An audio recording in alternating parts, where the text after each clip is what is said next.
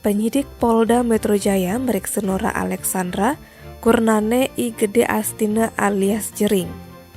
Ene masalah kasus pengancaman ane laporange uli pegiat media sosial Adam Denny. Kabid Humas Polda Metro Jaya Kombes Pol Yusri Yunus di Polda Metro Jaya Jakarta ngorang, Nora periksane ulian handphone anggone nelpon Adam Denny teken Jering. Ternyata pas nelpon anggo HP ni entu, Jering ngancam-ngancam Adam Denny. Pemeriksaane ada nge di Polda Bali. Nih ulian Jering ada masalah kesehatan sing ngidang ke Jakarta. Yusri ngorang penyidik menyita HP Nora ajak Jering pangidang periksane teken tim forensik.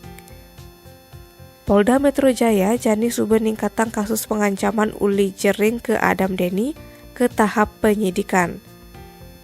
Jering periksane ken pihak kepolisian ulian laporange teken Adam Denny karena kasus tindak pidana ancaman di media elektronik. Tim Bali Express ngelaporang.